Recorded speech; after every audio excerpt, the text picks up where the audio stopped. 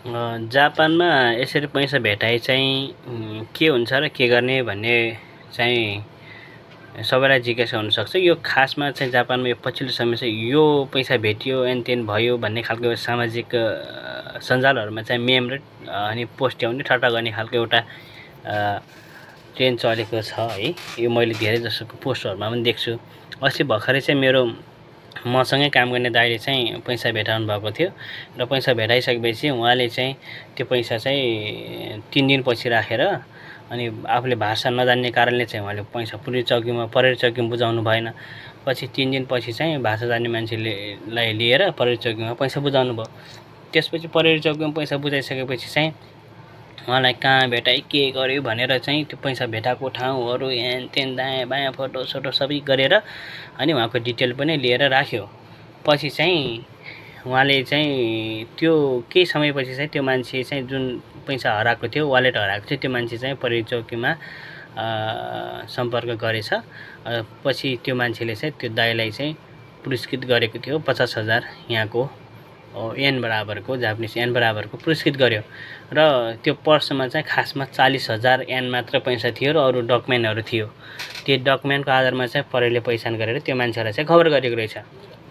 अब त्यसपछि हामीले चाहिँ के बुझ्न पायो भनेपछि चाहिँ यद्यपि यो सामानहरू यसरी पैसाहरू भेटायो भने चाहिँ परेर चौकीमा बुझाउनु नै एकदमै बुद्धिमानी हुँदो रहेछ क्या यहाँ चाहिँ।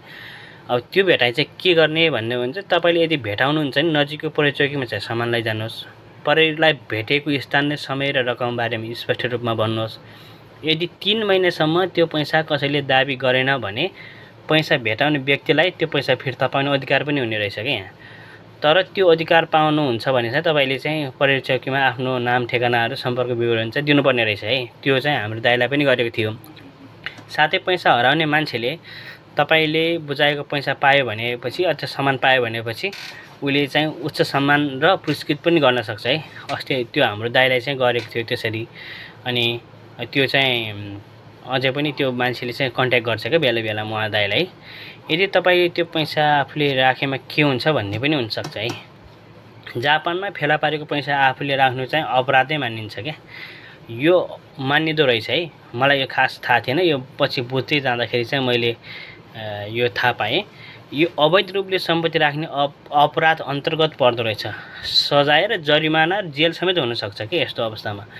त्यसैले जापानमा मानिसहरू प्राय फेला पारेको पैसा वा वस्तु परेरलाई बुझाउँछन् र हराएका वस्तुहरू धेरै जसो फिर्ता पाइन्छ। यो उच्च सामाजिक नैतिकता र विश्वासको संस्कार पनि हो। यदि तपाईँ जापानमा हुनुहुन्छ र यस्तो परिस्थिति आउँछ भने नजिकको कोबेनमा तुरुन्तै लैजानु नै सबैभन्दा उचित र सुरक्षित उपाय हो।